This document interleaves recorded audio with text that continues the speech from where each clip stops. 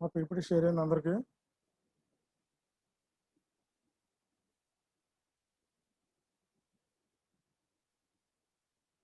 అమ్మా కనపడుతుందా? పీపీటీ కనిపిస్తుంది అందరికి? కనిపిస్తుంది సార్. ఓకే, ఇక ప్రాబ్లం చూడండి ఒకసారి. ఇది కూడా ప్రీవియస్ మోడలే, ఈ టైప్ కూడా వచ్చు అనమాట. ప్రీవియస్ మోడల్ అంటే ఏంటి? Without change money value.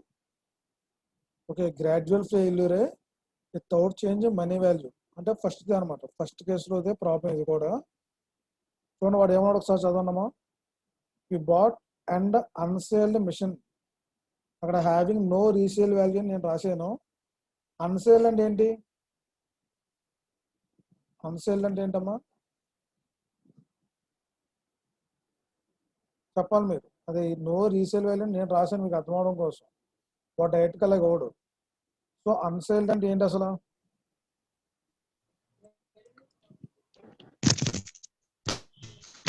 Sale అవ్వలేదు అంటే ఏంటి? సేల్ అవ్వలేదు అంటే స్క్రాప్ వాల్యూ ఎంత? అప్పుడు స్క్రాప్ వాల్యూ కానీ రీసేల్ వాల్యూ కానీ సాల్వేజ్ వాల్యూ అంటాడు. సో దాని మీనింగ్ ఏంటంటే జీరో అనమాట. అక్కడ మీకు నేను చూడడం కోసం హ్యావింగ్ నో రీసేల్ వాల్యూ అని రాశాను. బట్ అలాగే ఓడాడు అంత డైరెక్ట్గా ఓడు. మీకు క్వశ్చన్ జస్ట్ ఏంటంటే వి బాట్ అండ్ అన్సేల్డ్ అనేస్తాడు అంతే. ఇదే question. Okay, unsealed machine a rupees 45,000, running cost first year RS 1000. చూడమ్మా, first year RS 1000 and increased by RS 10,000 every year. Running cost first year ఒకటే 1000 అన్నాడు. తర్వాత ఏమన్నాడు? ఎవ్రీ ఇయర్ 10,000 ఇంక్రీజ్ అవుతుంది ఎవ్రీ ఇయర్ సెకండ్ ఇయర్ నుంచి. Okay, అది a machine గురించి చెప్పాడు. నెక్స్ట్ బి మిషన్ గురించి అంటే రెండు మిషన్లు చెప్తున్నాడు ఇక్కడ చూడండి. Another machine B is available in the market, cost rupees 50,000. So then lowest annual average total cost rupees 20,000 at the end of 5 years. So దానికి కూడా నో స్క్రాప్ వాల్యూ అంటే రీసేల్ వాల్యూ దానికి కూడా లేదు. ఇక్కడ మనకి ఏం చెప్తున్నాడు? రెండు మిషన్ల గురించి చెప్తున్నాడు. ఏ మిషన్ బి మిషన్ రెండు. సో ఏ మిషన్కి రన్నింగ్ కాస్ట్ ఇచ్చాడు. ఓకే, ఏ మిషన్ పర్చేజ్ ప్రైస్ ఇచ్చాడు, రన్నింగ్ కాస్ట్ ఇచ్చాడు. ఓకే, బట్ బి మిషన్కి ఏమి ఇచ్చాడు? పర్చేజ్ కాస్ట్ ఇచ్చాడు, స్క్రాప్ వాల్యూ లేదు. బట్ డైరెక్ట్గా ఆన్సర్ ఇచ్చాడు. ఏమని ఇచ్చాడు అక్కడ? Average total cost 20,000 at the end of 5 years అంట. అంటే at the end of 5 years వరకు 20,000 వస్తుంది యాన్యువల్ యావరేజ్ అని చెప్తున్నాడు బి. సో మీరు ఫస్ట్ బి వదిలేయండి, ప్రజెంట్ బి పక్కన పెట్టండి. అసలు ఏ మిషన్ ఎప్పుడు రీప్లేస్ చేయాలో చూద్దాం. కింద క్వశ్చన్ ఏంటమ్మా? Shall be replaced A with B. Okay, అంటే బితో మనం ఏని రీప్లేస్ చేయొచ్చా బి తోటి? ఫస్ట్ ఎప్పుడు చేయాలి? బాగా చేయాల్సి వస్తే ఎప్పుడు? ఓకే, బితో ఏ మిషన్ రీప్లేస్ చేయొచ్చా లేదా, ఒకవేళ చేస్తే ఎప్పుడు అని అడిగాడు క్వశ్చన్. అసలు బి గురించి ఫస్ట్ పక్కన పెట్టండి. అసలు ఏ అనేది ఎప్పుడు రీప్లేస్ చేయాలో చూద్దాం. అసలు ఏ అనేది జనరల్గా ఎప్పుడు రీప్లేస్ చేయాలో చూద్దాం. సో గుర్తుపెట్టుకోండి అక్కడ కాస్ట్లు చూడండి. మళ్ళీ కింద క్వశ్చన్ రాశాను ఇక్కడ. వి బాట్ అన్సేల్డ్ మిషన్ అన్నాడు అంటే స్క్రాప్ వాల్యూ ఎంతమ్మా? అన్సేల్డ్ మిషన్ అంటే స్క్రాప్ వాల్యూ ఎంత? జీరో. Okay, zero. 5 years వేసుకున్నాను. ఎందుకు 5 years వేసుకున్నాను అంటే చూద్దాం, 5 years వరకు చూద్దాం. అక్కడ కూడా మిషన్ కనుక రీప్లేస్ అవ్వలేదు అనుకోండి అంటే వేరే మిషన్ తోటి అప్పుడు ఇంకా వేసుకోవాలన్నమాట ఫర్దర్గా. మనం జస్ట్ 5 years వేసుకున్నాను అంతే. వాడు నాకు యాన్యువల్ రన్నింగ్ కాస్ట్ ఇన్ని ఇయర్స్ అని అవ్వలేదు నాకు ఏమని. జస్ట్ ఫస్ట్ ఇయర్ ఎంత ఇచ్చాడు నాకు ఇక్కడ వేసాను చూడండి. ఫస్ట్ ఇయర్ ఎంత అన్నాడు? ఫస్ట్ ఇయర్ 1000 అన్నాడు. ఓకే, 1000 వేసాడు.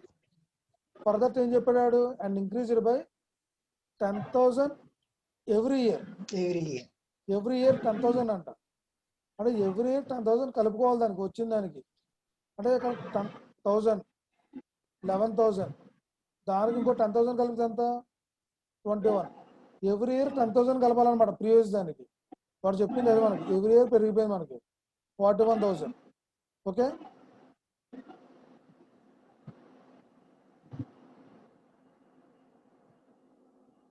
ఒక చూడండి ఇక్కడ.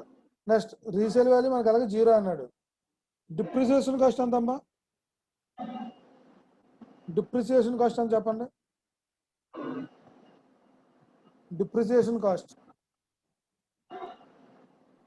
45,000. 45,000. ఓకే, సో మనకు అన్ని 45,000 ఎందుకంటే స్క్రాప్ వాల్యూ 0 కాబట్టి. Okay okay, next cumulative of running cost చెప్పండి. క్యుములేటివ్ ఆఫ్ రన్నింగ్ కాస్ట్, ఇది క్యుములేటివ్ ఆఫ్ రన్నింగ్ కాస్ట్ కాదు, ఇది చూడండి క్యుములేటివ్ ఆఫ్ రన్నింగ్ కాస్ట్ కాదు. ఇవేంటి? వాడు ఎవ్రీ ఇయర్ 10,000 ఇంక్రీజ్ అవుతుంది అన్నాడు, ఎవ్రీ ఇయర్ 10,000 ఇంక్రీజ్ అయింది అన్నాడు. సో అవి ఇవి ఆ కాస్ట్ తప్ప క్యుములేటివ్ కాదు, అది గుర్తుపెట్టుకోండి. అది ఎవ్రీ ఇయర్ 10,000 ఇంక్రీజ్ చేసాం అంతే మనది. ఆ క్యుములేటివ్ కాస్ట్ చెప్పండి. 12,000, 33, 64, 105. సరిపోయిందా? ఓకే, నెక్స్ట్ ఇది జనరల్ ప్రాబ్లం, మనం జనరల్ ప్రాబ్లం చేస్తున్నాం అంతే, గుర్తుపెట్టుకోండి.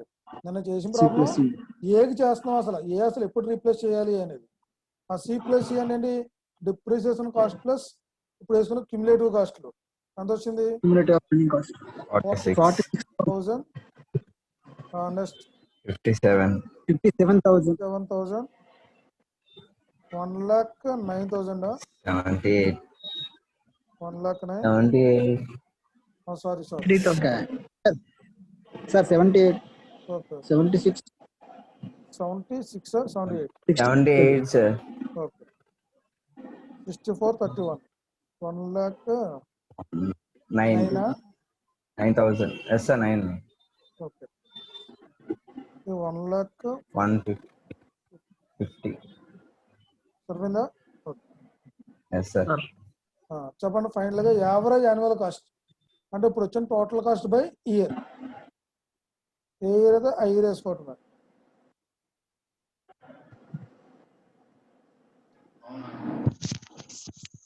$78/3 ఎంత? 26. మీరు క్యాల్కులేటర్ పక్కన పెట్టుకోండి, ఎందుకంటే మీరు ప్యారల్ గా చేసినట్టు ఉండాలి మీకు. 1,50,000/5 అంటే ఎంత? 5 3s 30, 5 3 15. ఓకే, సరిపోయిందా అమ్మా? సరిపోయిందా? Average annual cost. ఇప్పుడు చూడండి మెషిన్ ఎప్పుడు రీప్లేస్ చేయాలి ఇక్కడ? At the end of 4. At the end of 4. 4 already. 3 at the end of చూడండి 3. at the end of 3 చూడండి ఇక్కడ మరి 26,000 ఎక్కడైతే లీస్ట్ వాల్యూ ఉందో అక్కడ ముందు మార్క్ చేసుకోండి. దాని తర్వాత ఏమైంది మనకి? ఇంక్రీజ్ అయిపోయింది. అంటే ఇంక్రీజ్ అయిందంటే at the end of 3. Okay, చూడండి ఇక్కడ రన్నింగ్ కాస్ట్ చూడండి, దానికంటే ఎక్కువ ఉంది తక్కువ ఉంది ఇక్కడ.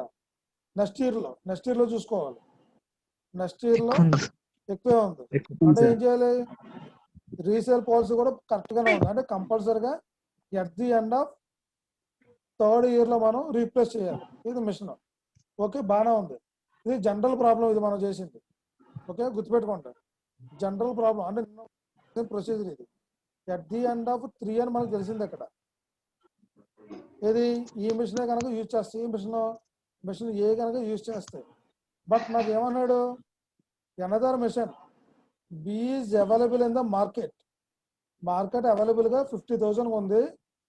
దాని యావరేజ్ టోటల్ కాస్ట్ 20,000 ఉంటాయి. ఇప్పటికి at the end of 5 years. ఇప్పుడు ఏని రీప్లేస్ చేసి బిని పెట్టొచ్చు ఆ మిషన్ లో. ఇది 3rd ఇయర్ కంటే ముందు ఛాన్స్ ఏమైనా ఉందా? ఇప్పుడు at the end of 3rd year అయితే కంపల్సరీగా మార్చాలి మిషన్ అనేది. ఓకే, ఆ విషయం మనకు తెలుసు. ఇప్పుడు ఏది మనకి ఇక్కడ వచ్చిన రిజల్ట్ బట్టి at the end of 3rd year అయితే కంపల్సరీగా మార్చాలి. బట్ ప్రీవియస్ గా కూడా మార్చే అవకాశం ఏమైనా ఉందా లేదు చూసుకోవాలి. ఎందుకు? మార్కెట్ లో మనకు ఆల్రెడీ ఇంకో మిషన్ ఉంది, బి అనే మిషన్ ఉంది. ఆ మిషన్ ఏం చేస్తుందంట? At the end of 5 years వరకు 20,000 అంట యాన్యువల్ కాస్ట్. ఇది స్టార్ట్ అయిన దగ్గర నుంచి at the end of final year వరకు 20,000 అవుతుంది ఎవ్రీ ఇయర్. ఇప్పుడు బి బెటరా, ఒకవేళ బెటర్ అయితే ఎప్పుడు రీప్లేస్ చేయాలి దీన్ని అనేది చూడాలి. అర్థమైందమ్మా? మళ్ళీ చెప్పండి ఎక్స్ప్లెనేషన్ అర్థమైందా? ఒకసారి మళ్ళీ చెప్పండి. ఓకే, ఒకసారి మళ్ళీ చెప్పన్నారు. మనకు జనరల్గా ఇప్పుడు తెలిసిందేంటి, ఏ మిషన్ వల్ల మనకు తెలిసిందేంటి, at the end of third ఇయర్లో అయితే కంపల్సరీగా మిషన్ మార్చాలి. ఓకేనా? At the end of third year కంపల్సరీగా చేంజ్ చేయాలి. ఓకే, బట్ ఇక్కడ మనకి ఇంకోటి ఏముందంట, another machine B is available. ఇంకో మిషన్ బి మార్కెట్లో అవైలబుల్గా ఉంది. ఓకే, అది 50,000 కాస్ట్. సో ఇప్పుడు ఆ మిషన్ కనుక యూజ్ చేస్తే ఒక 5 years వరకు యావరేజ్ యాన్యువల్ టోటల్ కాస్ట్ అనేది 20,000. ఇది ఆ మిషన్ కొన్నప్పటి నుంచి 5 years వరకు ఎవ్రీ ఇయర్ మనకు 20,000 అవుతుందంట ఆ మిషన్ కనుక వాడితే. ఓకే, సో ఆ మిషన్ ఇప్పుడు at the end of third ఇయర్లో మార్చడం బెటరా, లేకపోతే దానికంటే ముందు సెకండ్ ఇయర్లో మార్చడం బెటరా ఏంటి అంటే, at the end of third ఇయర్లో అయితే అలాగే మార్చాలి, అప్పుడు అలాగే బి పెట్టొచ్చు. ఓకే, బట్ ప్రీవియస్గా కూడా పెట్టే ఛాన్స్ ఉందో లేదో చెక్ చేయాలి. అది ఎలా చెక్ చేయాలి అంటే ఇప్పుడు చెప్తున్నా చూడండి. గుర్తుపెట్టుకోండి అమ్మా, 50,000 machine value, average annual total cost అంటే 20,000 అంటే every year up to 5 years వరకు. ఓకే, ఇప్పుడు ప్రీవియస్ మిషన్కి ఫస్ట్ ఇయర్లో టోటల్ కాస్ట్ ఎంతమ్మా? జస్ట్ టోటల్ కాస్ట్ చెప్పండి. టోటల్ కాస్ట్ ఎంత? 46,000. ఓకే, ఇది ఇక్కడ ఏం చేయాలండి మనం, ఇది current year, present year minus previous year అనమాట. Present year minus previous year ఏమన్నా ఉందో దీనికి? ఏమీ లేదు. ఓకే, ఏమీ లేదు కాబట్టి 46,000 వచ్చేది ఇక్కడ మనకి. ప్రీవియస్గా మనకి ఏం లేదు. టోటల్ కాస్ట్ చెప్తున్నాను నేను, అంటే ఆల్రెడీ మనకి వచ్చింది. సెకండ్ ఇయర్లో కరెంట్ టోటల్ కాస్ట్ ఎంత? కరెంట్ టోటల్ కాస్ట్ ఎంత? 57,000 మైనస్ ప్రీవియస్ ఎంత? కే అనేసాను, కే అంటే 1000 గుర్తుపెట్టుకోండి. 46 డిఫరెన్స్ ఎంత? 11,000. 11,000 అనేది వాడు మనకి ఏమన్నాడు, బి మిషన్ కొంటే కనుక ఎవ్రీ ఇయర్ మనకి 20,000 యావరేజ్ యాన్యువల్ అంటున్నాడు. అంటే 20,000 ఎక్కువ, 11,000 ఎక్కువ? 20 ఎక్కువ కాబట్టి ఆ మిషన్ యూజ్ చేయాల్సిన అవసరం లేదు. అంటే బి మిషన్ ఏ మిషన్ తోటే ప్రొసీడ్ అవ్వచ్చు. ఓకే, సెకండ్ ఇయర్ కూడా ఏ మిషన్తో ప్రొసీడ్ అవ్వచ్చు అనమాట. ఎందుకు? 20,000 కంటే 11,000 అనేది తక్కువ. అంటే మన ఏ మిషన్కి మనకి 11,000 డిఫరెన్స్ వస్తుంది. అదే బి మిషన్ కనుక వాడితే 20,000 వస్తుంది. సో అందుకు మనకి ఏ మిషన్ వాడుకోవడం better at the end of second year వరకు కూడా. థర్డ్ ఇయర్ చెప్పండి డిఫరెన్స్. థర్డ్ ఇయర్ కరెంట్ ఎంత? 78 సార్. ప్రీవియస్ ఎంత? 57. ఓకే, డిఫరెన్స్ ఎంత? 21. ఇప్పుడేమైంది? సో గ్రేటర్ దాన్ అయింది. అంటే ఏంటి మీనింగ్? ఇప్పుడు ఏ మిషన్ వాడితే థర్డ్ ఇయర్ లో లాస్ట్ లో మార్చుకోవచ్చు. 4,000 ఎక్స్ట్రా వస్తుంది అనమాట. అంటే ఇప్పుడు దీన్ని బట్టి మనకు అర్థమైంది ఏంటి, at the end of second year లోనే మనం బి అనే మిషన్ పట్టుకొచ్చి పెట్టేసుకోవచ్చు అనమాట, రీప్లేస్ చేయొచ్చు. మనకి జనరల్ గా ఒకవేళ బి కనుక మార్కెట్ లో అవైలబుల్ గా లేకపోతే ఏం చేయాలి? మళ్ళీ ఏనే at the end of the third year లో మార్చుకోవాలి. At the end of third year లో మార్చాలి. ఏనే at the end of third year లో మార్చాలి. బి కనుక అవైలబుల్ గా లేకపోతే, ఇన్ కేస్ బి అవైలబుల్ గా ఉంది కాబట్టి ఏం చేసాం, at the end of second year లోనే మార్చేయచ్చు. ఓకే, ఇంకా మీకు సింపుల్ కంక్లూజన్ ఇస్తున్నాను చూడండి. సింపుల్ కంక్లూజన్ ఇంకా ఏంటంటే, ఇప్పుడు మనకి 3 years ఎంత అయిందమ్మా కాస్ట్? ఎంత అయింది? 78. ఓకే అమ్మా, 3 years 78. ఓకే, ఇంకో 3 years కి ఎంత అవుద్దమ్మా? ఇంకో 3 years కి రఫ్గా ఇంకో 3 years కి 78. ఇంకో మిషన్ పెట్టాలి కదా. అర్థమైందా లేదా నేను చెప్పింది? అర్థమైందా లేదా? చెప్పండి సార్. ఇప్పుడు టోటల్ కాస్ట్ అనేది 3 years కి ఎంత అవుతుంది నాకు ఇక్కడ? 3 years కి ఎంత అవుతుంది? 78,000 అయిందా? ఇప్పుడు ఏం చేయాలి? At the end of third year ఏం చేయాలి? మిషన్ మార్చాలా వద్దా? ఓన్లీ ఏ గురించి మార్చాలి సార్. మాట్లాడుతాను, ఓన్లీ ఫర్ ఏ గురించి మాట్లాడుతున్నాను. At the end of third year machine మార్చాలి. At the end of third year machine మార్చి మళ్ళీ ఏ మిషన్ కొన్నా, మళ్ళీ ఏ మిషన్ కొత్తది కొన్నా, దాన్ని కూడా ఏం చేయాలి? మళ్ళీ at the end of third year మార్చాలా వద్దా? దాన్ని కూడా at the end of third year మార్చాలి. అంటే ఇది ఫస్ట్ మిషన్ ఒకసారి కొన్నప్పుడు, ఇది సెకండ్ సార్ కొన్నప్పుడు, మళ్ళీ థర్డ్ టైం కొన్నాను. ఓకే, ఇప్పుడు ఇందాక ఏబి కంపేర్ చేసుకుంటే ఏమైందమ్మా? ఏబి కంపేర్ చేస్తే ఏమైంది? ఏని బిని కంపేర్ చేస్తే ఏమైంది? బి ఎప్పుడు మార్చాలి? ఆఫ్టర్ 2 years తర్వాత మార్చాలి, అవునా కదా? ఆఫ్టర్ 2 years తర్వాత బి మార్చాం. బి ఎప్పటి వరకు పనిచేద్దాం అన్నాడు? అప్ టు 5 years వరకు 20,000 అని అంట. 5 years తర్వాత చేంజ్. ఓవరాల్ ఎన్ని ఇయర్స్ ఇది? ఓవరాల్ గా 7 years. ఒక ఇప్పుడు ఓన్లీ 7 years కి ఏ ఎంత అవుతుందో చూద్దాం. ఓన్లీ 7 years కి ఏ ఎంత అవుతుందో చూస్తున్నాను. ఫస్ట్ 3 years కి ఎంత? 78,000 మిషన్ మార్చా. మళ్ళీ అదే ఏ మిషన్ కొన్నాను. అనదర్ 3 years కూడా 78 అయింది. ఓకే, ఇంకో 1 year రావాలి కనుక ఇక్కడ. అంటే 1 year రావాలంటే మిషన్ ఎంత ఖర్చు అవుతుంది? 46,000. ఓకే, ఓవరాల్ ఎంత వచ్చింది ఇప్పుడు? ఇది ఓవరాల్ గా ఎంత? 1 lakh 2 lakhs? 2 lakhs క్రాస్ అయిపోయిందా? 2 lakhs plus? 2 lakhs plus sir. Okay, 2 lakhs plus వచ్చింది ఇక్కడ. అంటే మనకి 7 years అయ్యేసరికి 2 లక్షలు ఖర్చు అవుతుంది మనకి. ఇక్కడ ఏని 2 years కి కనుక రీప్లేస్ చేసుకుని బీని వాడితే ఏమవుతుందో చూద్దాం. ఏ 2 years కి ఎంత ఉంది ఇక్కడ? ఏ 2 years కాస్ట్ ఎంత? 57,000 ఓన్లీ. 57,000 ఏ 2 years కాస్ట్ 57,000. ఓకే, ఇప్పుడు బి మిషన్ 5 years కి ఎంత అవుద్ది? ఇయర్ కి 20,000 చెప్పనా? 5 years కి ఎంత అవుద్దమ్మా? వాడు ఇందాక అన్నాడు 20,000 అన్నాడు కదా. ఇయర్ కి 5 years వరకు వాడుకోవచ్చు అన్నాడు కదా. 5 years కి ఎంత అవుతుంది? 1 lakh. టోటల్ గా ఎంత అయింది? 7 years కి ఎంత అయింది? ఇది 2 years, ఇది 5 years. Total 7 years 1.57 lakhs. ఇప్పుడు నేను ఏబి 2 మిషన్లు వాడుకుంటే ఎంత వస్తుంది నాకు? 1,57,000. అదే ఓన్లీ ఏ మిషన్ వాడితే ఎంత వస్తుంది? 2 lakhs ప్లస్. అంటే ఇప్పుడు ఏది బెటర్ మనకి? బి మిషన్ కంపల్సరీగా యూజ్ చేయాలి. అది కూడా ఎప్పుడు యూజ్ చేయాలి? At the end of 2 years కి యూజ్ చేయాలి అనమాట. అంటే క్లారిటీ వచ్చిందా? అంటే ఇది ఇలా కూడా మనం టాలీ చేసుకోవచ్చు అని చెప్తున్నాను. అది బట్ మీరు చేయాల్సిన ప్రొసీజర్ మాత్రం ఏంటి? మీరు చేయాల్సిన ప్రొసీజర్ మాత్రం current year minus previous year. ఆ డిఫరెన్స్ ఏం చేయాలి మనం? ఆ డిఫరెన్స్ ని వాడు ఇచ్చిన యావరేజ్ టోటల్ కాస్ట్ కి ఈక్వల్ చేయాలన్నమాట. ఎప్పుడైతే గ్రేటర్ దాన్ ఉందనుకోండి, వాడు ఇచ్చిన యావరేజ్ టోటల్ కాస్ట్ కనుక గ్రేటర్ దాన్ ఉందనుకోండి, అప్పుడు ఏంటి? మనం ప్రీవియస్ మిషన్ వాడుకోవాలి. ప్రీవియస్ ఏ మిషన్ ఉంటే ఆ మిషన్ యూజ్ చేసుకోవాలి. ఏ ఉంటే ఏని యూజ్ చేసుకోవాలి. వాడు ఇచ్చిన దానికంటే మన కనుక ఎక్సీడ్ అయిపోయింది అనుకుందాం. వాడు ఇచ్చాడు మనకి ఒక లిమిట్ ఇచ్చాడు, అంటే వాడు ఆన్సర్ ఇచ్చాడు అనమాట. ఇంత టోటల్ కాస్ట్ అవుతుంది బి మిషన్ వాడు ఆన్సర్ ఇచ్చాడు.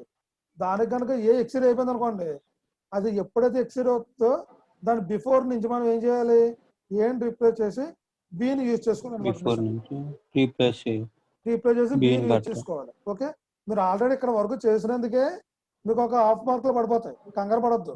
మీరు ఆల్రెడీ ఇక్కడ వరకు చేసే ప్రాబ్లం ఇక్కడ ఏని at the end of third year దగ్గర రిమూవ్ అదే జనరల్ గా అయితే అనేది ఒక కండిషన్ రాయండి. అక్కడికే మీకు 12 marks లో 14 marks 7 marks పడిపోతాయి. ప్లస్ రిమైనింగ్ ఎప్పుడు చేయాలి అనే దానికోసం రిమైనింగ్ మార్కులు అన్నమాట. ఎప్పుడు చేయాలి, ఎందుకు చేయాలి అంటే ఎప్పుడు చేయాలి? సెకండ్ ఇయర్ లో. ఎందుకు చేయాలి? ఆ క్యాల్కులేషన్ పార్ట్ ఏంటంటే current year minus previous year ఇది వేసుకుని చేయడమే దాని ప్రొసీజర్ అనమాట. ఓకే, మీకు నోట్స్ ఇస్తాను, క్లియర్ గానే ప్రాబ్లం ఉండదు. అర్థమైందా? అంటే ఇది ఒక మోడల్ అనమాట. ఫస్ట్ కేసు ఇది ఒక మోడల్. ఈ 3 మోడల్ నుంచి ఇంకో మోడల్ లేదు.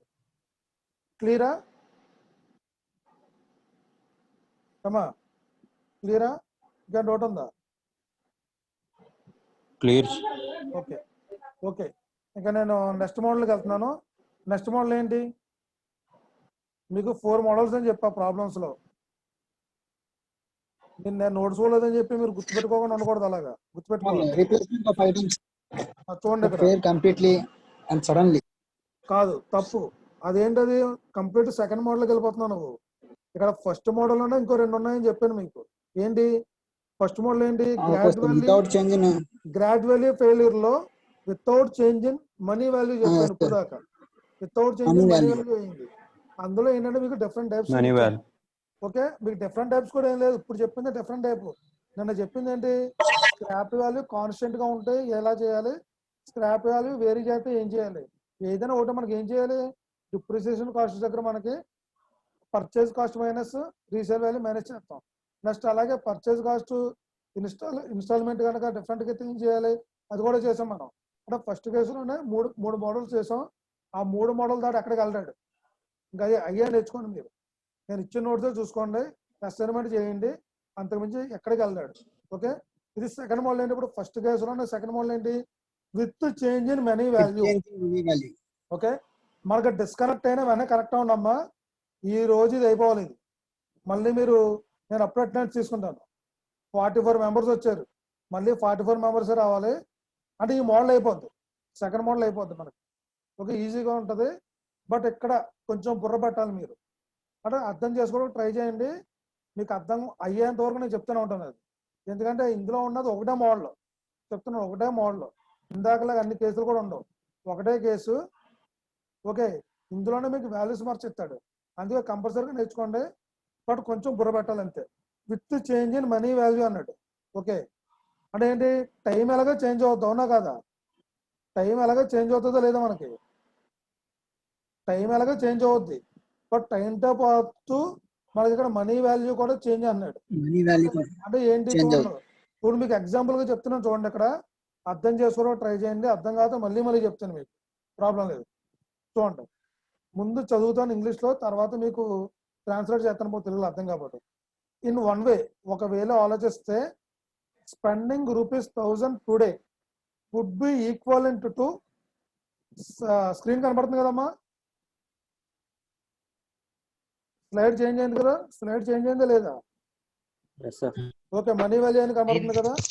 ఓకే, చూడండి. Spending ₹100 today would be equivalent to spending ₹110 in a year time. అంటే మీనింగ్ ఏంటంటే, ఇక్కడ మనకి ఈ రోజు నేను ₹100 ఖర్చు పెడుతున్నాను అనుకుందాం. అది ఈ ఇయర్ కంప్లీట్ అయ్యేసరికి 110 అవుతుందంట దాని వాల్యూ. అంటే దాని మీనింగ్ ఏంటి ఎవరైనా చెప్తారా? అది ఏం జరిగింది అక్కడ? ఈ రోజు ₹100, అదే ₹100 1 ఇయర్ తర్వాత 110 అయిందంట. అంటే దాని మీనింగ్ ఏంటి చెప్పాలి? ₹110 అయిందంటే ఎంత యాడ్ అయింది అక్కడ? ఎంత యాడ్ అయింది? 10 రూపీస్ యాడ్ అయింది. అంటే మీనింగ్ ఏంటి? మీరు ఒక ₹100 ఇన్వెస్ట్ చేయారమ్మా. మీరు ఒక ₹100 ఇన్వెస్ట్ చేయరు ఎక్కడో దేంట్లోనో. అంటే ఏంటి? ఒక బ్యాంక్ లో పెట్టి ఇన్వెస్ట్ చేయరు. అంటే ఏం జరిగింది అక్కడ? మీకు 10 రూపీస్ యాడ్ అయింది. అంటే ఆఫ్టర్ 1 ఇయర్కి ఏమైంది? 110 రూపీస్ అయింది. అంటే అక్కడ ఏం జరిగింది మనకి? 10 రూపీస్ యాడ్ అయింది. అంటే మీనింగ్ ఏంటి? 1 ఇయర్ అనమాట. ఇది టుడే, ఇది ఆఫ్టర్ 1 ఇయర్. అంటే ఇంట్రెస్ట్ ఎంత వచ్చింది మనకి? ఇంట్రెస్ట్ ఎంత వచ్చింది? 10%. 10%. అదే 10 రూపీస్ అంటే మీనింగ్ ఎంత పర్సెంటేజ్ లో చెప్పాలి? ఇంట్రెస్ట్ 10% వచ్చింది మనకి. ఎప్పుడు? ఆఫ్టర్ 1 ఇయర్ అనమాట. ఈ రోజు ₹100 విలువ ఆఫ్టర్ 1 ఇయర్ తర్వాత 10% పెరిగింది. ఇప్పుడు చూడండి, ఇన్ అదర్ వర్డ్స్, ఇదే దాన్ని, ఇదే సెంటెన్స్ నేను వేరేలా చెప్తున్నా. ఇదే సెంటెన్స్ వేరేలా చెప్పాలంటే ఎలా చెప్పాలి? If you plan to spend 110 after A year, ఒక ఇయర్ తర్వాత ఒక 110 అవ్వాలంటే ఫ్రమ్ నౌ, ఇప్పటి నుంచి, ఇప్పుడు ఏం చేయాలి మనం? ఈ కుడ్ స్పెండ్, ఎంత స్పెండ్ చేయాలి ఇప్పుడు మనం? టుడే. సరిపోయిందా? ఆఫ్టర్ 1 ఇయర్ కి నాకు 110 రావాలి అంటే ఇప్పుడు నాకు ఏం చేయాలి? ఇప్పుడు నేను we could spend 100 rupees today and an investment which would be worth 110 next year. సరిపోయింది. దాన్ని రివర్స్ లో చెప్తున్నా. నాకు వచ్చే సంవత్సరం 110 రూపాయలు కావాలంటే నేను ఇప్పుడు 100 రూపాయలు పెట్టుబడి పెట్టాలి ఇన్వెస్ట్మెంట్. మాకు క్లియరా? అదే సెంటెన్స్ రివర్స్ లో ఇక్కడ. ఓకే, ఇప్పుడు అదే లెక్కలో ఆల్టర్నేట్ గా ఇఫ్ వి బారో 100 రూపాయలు నేను అప్పు చేశాను 10% కి ఇయర్ 10% కి 100 రూపాయలు నేను అప్పు చేశాను బారో. ఓకే, ఆఫ్టర్ 1 year తర్వాత ఎంత పే చేయాలి?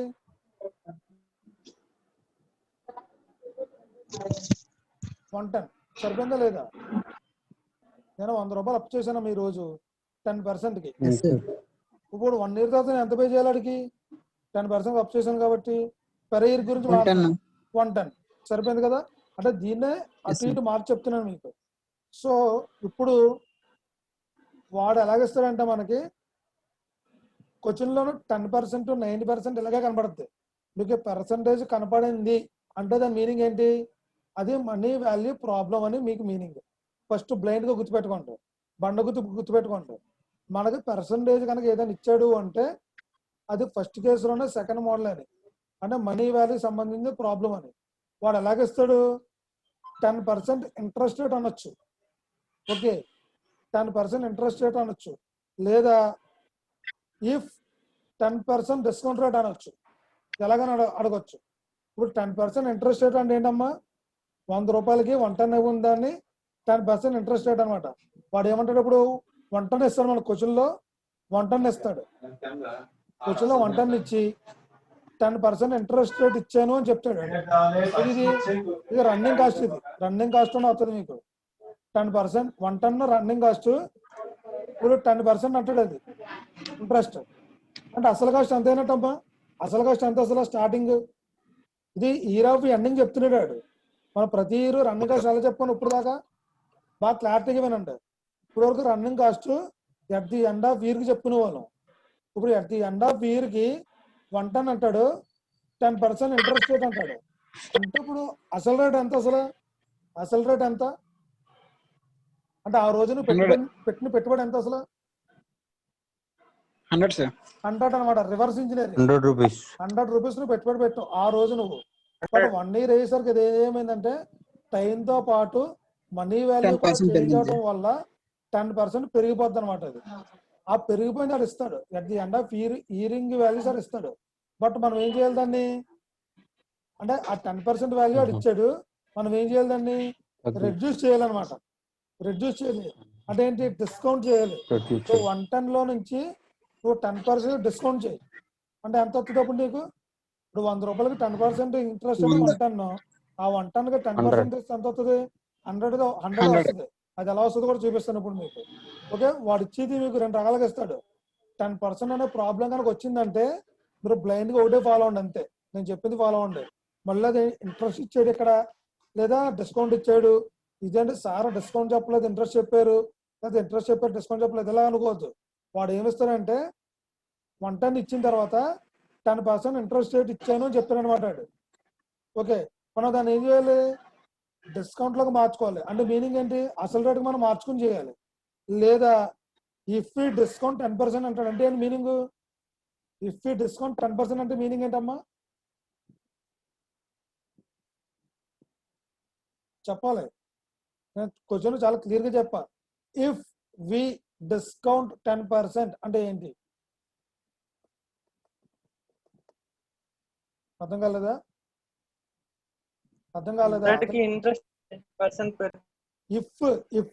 ఇఫ్ వి డిస్కౌంట్ 10% అంటే వాడు ఇచ్చిన రన్నింగ్ కాస్ట్ కి ఒకవేళ నేను కనుక 10% డిస్కౌంట్ ఇస్తే ఏంటి అని. అందుకే ఇఫ్ అనే వాడు వాడుతున్నాను, గుర్తుపెట్టుకోండి. ఇఫ్ వి డిస్కౌంట్ 10% అంటే మీనింగ్ ఏంటి? ఒకవేళ 110 కనుక 10% డిస్కౌంట్ ఇస్తే అసలు రన్నింగ్ కాస్ట్ ఎంత అనేది దాని మీనింగ్. అలాగే ఇస్తారు క్వశ్చన్. లేదా ఇంట్రెస్ట్ 10% అంటే డైరెక్ట్ కన్నా సరిపోయిందిగా మనకి. 110 అంటే మీనింగ్ ఏంటి? ఆ ఇంట్రెస్ట్ కలిపిచ్చినట్టు లెక్క మనకి. మనం దాన్ని అసలు రేటుగా మార్చాలన్నమాట. సో మీకు ఎలాగిచ్చినా సరే ఆ 10% తీసేస్తూ ఉండాలన్నమాట మీకు బ్లైండ్ గా. అది గుర్తుపెట్టుకోండి మీరు. సో కింద నేను ఫార్ములా క్రియేట్ చేసాను చూడండి ఒకసారి. we conclude that 100 rupees is equal to 110 A year from now. బాగా చదవండి ఇది. అంటే దీనికి కొంచెం మ్యాథమెటిక్స్ కూడా ప్రాబిలిటీ కూడా కొంచెం వచ్చి ఉండాలన్నమాట.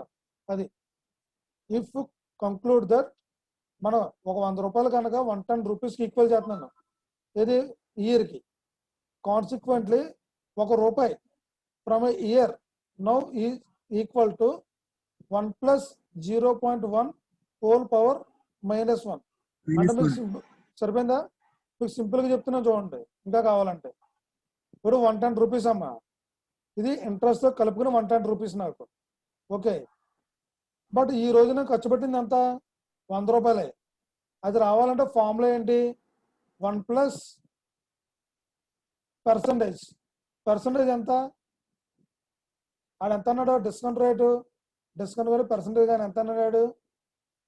10%. అంటే 0.1 మార్చండి దాన్ని బై 100 చేసి.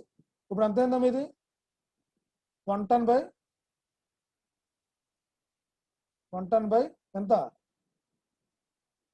చెప్పాలి? 110 బై 1.1. ఇప్పుడు ఎంత? దీని ఆన్సర్ ఎంత? దీని ఆన్సర్ ఎంత?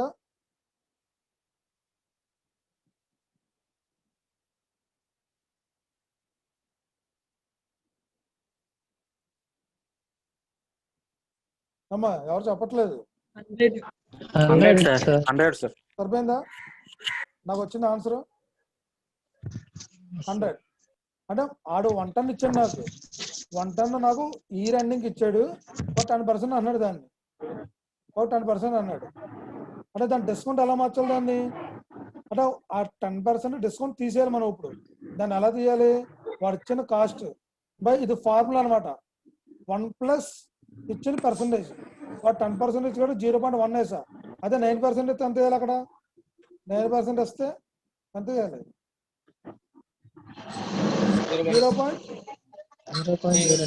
0.09. ఆడు 0.9. అదే 12 ఇచ్చాడు అనుకోండి, 0.12 వేస్తాను అనమాట. వాడు ఎంత ఇస్తే అంతనే పర్సంటేజ్ బై 100 చేసి మార్చుకుని వేసుకుంటాను నేను, అంతే. ఫార్ములా ఏంటి? వాడు ఇచ్చింది బై 1 ప్లస్ ఇంటూ పర్సంటేజ్ అనమాట. సింపుల్ గా మీరు ఏ ప్రాబ్లం చేసినా అంతే. ఆడ పర్సంటేజ్ మారుతుంది మనకి. ఓకే, ఇది మనీ వాల్యూ చేంజ్. అంటే ఇది టైంతో పాటు మనీ వాల్యూ చేంజ్ అవుతుంది అంటే వాడు కంపల్సరీగా మనకి పర్సంటేజ్ ఇవ్వాలి. చూడండి ఇక్కడ నేను కట్టాను, మీరు గుర్తుపెట్టుకోండి. ఫార్ములాస్ ఇవి మనం క్రియేట్ చేసిన ఫార్ములాసే. డిస్కౌంట్ ఫ్యాక్టర్ అంటే ఏంటి? V equal to V power n-1. Okay, V అంటే ఏంటి? ఇక్కడ చెప్పాను చూడండి. వి అంటే ఏంటి? ఇప్పుడు నేను వేసిన ఫార్ములా 1/1 ప్లస్ ఆర్. జనరల్గా 1/1 ప్లస్ ఆర్ అంటే ఎంత? ఆర్ అంటే ఏంటి? Rate of interest or rate of discount అని రాసిన చూడండి. వాడు ఎలాగ ఇచ్చినా సరే మీరు వేయాల్సింది ఏంటి? అక్కడ ఆర్ దగ్గర ఏం వేయాలి? వాడు ఏది వస్తుంది ఏంటి అంతే. అక్కడ 1/1 ప్లస్ ఆర్ అంటే నేను 1 రూపాయి కానీ కట్టాను అంతే అక్కడ. ఓకే, ఈ ఎన్ అంటే ఏంటి? అక్కడ నెంబర్ ఆఫ్ ఇయర్స్. అంటే మనకి ఇయర్స్ వస్తాయి కాబట్టి అది మీ ప్రాబ్లం చేస్తే మీకు ఐడియా వస్తుంది. మీరు ఏమి వరీ కాకండి. చూడండి ఇక్కడ అదే ఫార్ములేషన్ చూడండి. ఫస్ట్ ఇయర్కి అమ్మా, ఫస్ట్ ఇయర్ కట్టాలంటే అలాగా. ఫస్ట్ ఇయర్కి వి పవర్ ఫార్ములా ఏంటి? n-1. ఇప్పుడు ఉందా మీకు చూపించాను ఆల్రెడీ. చూడండి, డిస్కౌంట్ ఫ్యాక్టర్ ఫార్ములా వి పవర్ n-1. ఓకే, గుర్తుపెట్టుకోండి అది. ఇప్పుడు చెప్పండి, ఇక్కడ ఫస్ట్ ఇయర్ కట్టాలనుకోండి ఎలాగా? ఫస్ట్ ఇయర్ కట్టాలంటే ఎలాగా? నాకు డిస్కౌంట్ రేట్ 10% కామన్. అది 10% కామన్ కదా నాకు. అంటే ఏంటి? ముందు వి ఫైండ్ అవుట్ చేసుకోండి. ఫిక్స్డ్గా వి ఫైండ్ అవుట్ చేసుకోండి. వి ఫైండ్ అవుట్ చేసుకున్నారంటే ఇయర్ మార్చుకోవడమే అక్కడ. సో వి ఫైండ్ అవుట్ చేశాను 10%. ఇక్కడ 0.1 అంటే ఏంటి? 10%. ఓకే, నేను 1 కడుతున్నాను అంతే. ఇప్పుడు చెప్పండి 0.091 వచ్చింది. ఇప్పుడు ఫార్ములా ఏంటి? డిస్కౌంట్ ఫ్యాక్టర్ ఫార్ములా ఏంటి? వి పవర్ n-1. ఎన్ ఫస్ట్ ఇయర్కి ఎంత? ఇది ఫస్ట్ ఇయర్కి, ఇది నేను కట్టేది ఫస్ట్ ఇయర్కి ఎంత వస్తుంది ఆన్సర్? వి పవర్ 1-1 అంటే వి పవర్ 0 ఈక్వల్ టు ఎంత అమ్మా? సంథింగ్ పవర్ 0 ఎంత? సంథింగ్ పవర్ 0 ఎనీథింగ్ పవర్ 0 1 మనకు ఆన్సర్. అందుకే ఫస్ట్ ఇయర్ కి 1 వచ్చింది నాకు ఆన్సర్. సెకండ్ ఇయర్ కి ఈ వి ఈ n ప్లస్ లో 2 పెట్టండి. వి అంటే ఎంత 0.9091. నేను ఫిక్స్డ్ గా క్యాల్కులేట్ చేసి ఉంచుకున్నాను అది నేను. ఓకే, సెకండ్ ఇయర్ కి ఇది సెకండ్ ఇయర్ కంప్లీట్. 0.9091 అనేది వి పవర్ n-1 2 - 1 అంటే ఎంత 1. సో వి పవర్ 1 అదే వాల్యూ. ఇది థర్డ్ ఇయర్ కమ్మింది. ఇది థర్డ్ ఇయర్ కి వాల్యూ వి పవర్ 3 - 1 2 అంటే వి స్క్వేర్ అనమాట. దానికి ఆన్సర్ ఇది. నేను అలాగా ప్రజెంట్ ఒక 5 years కట్టుకున్నాను. అలాగా మనం number of years find out చేసుకోవచ్చు. కమింగ్ టు ద క్వశ్చన్ అంటే జనరల్గా చెప్పాను, ఇప్పుడు దాకా మీకు కాన్సెప్ట్ చెప్పాను. ఒకవేళ కనుక మనకి టైం ఎగ్జిట్ అయిపోతే మళ్ళీ అన్నీ లాగిన్ అవ్వండి, ప్రాబ్లం డిస్కస్ చేద్దాం, అయిపోద్ది. ఇక్కడ ప్రాబ్లం చదవండి ఒకసారి. ఏబిసి మ్యానుఫ్యాక్చరర్ అంటే ఏబిసి అనేది ఒక కంపెనీ నేమ్ అది. ఆ మ్యానుఫ్యాక్చరర్ ఏం చేశాడంట చూడండి. డైరెక్ట్ గా మీరు ఇక్కడికి వెళ్ళిపోండి. క్యాపిటల్ కాస్ట్ ఎంత అమ్మా? క్యాపిటల్ కాస్ట్ అంటే ప్రజెంట్ అది పర్చేజ్ కాస్ట్ అనమాట. 10,000 purchase cost 10,000. Next operating cost is 500 in the first 4 years and then it increases by ఎంత 300 each year. గుర్తుపెట్టుకోండమ్మా, ఫస్ట్ 4 years 500 అన్నట్టు ఆపరేటింగ్ కాస్ట్. తర్వాత నుంచి ఏమవుతుంది? 5th year నుంచి ప్రతి ఇయర్ 300 కలుపుకోవాలి. దేనికి? ప్రీవియస్ దాన్ని కలుపుకుంటూ వెళ్ళిపోవాలి. ఇందాక మనం చేసాం, ప్రీవియస్ దాన్ని కలుపుకుంటూ ఎవ్రీ ఇయర్ వెళ్ళిపోవాలి మీరు. అలాగా మనకి ఎప్పటి వరకు వెళ్ళాలి? అలాగా మనం ఎప్పటి వరకు వెళ్ళాలి? అలాగా మనకి మిషన్ ఎప్పుడైతే చేంజ్ అవుద్దని తెలుస్తుందో అప్పుడుదా చేసుకుంటూ వెళ్ళటమే.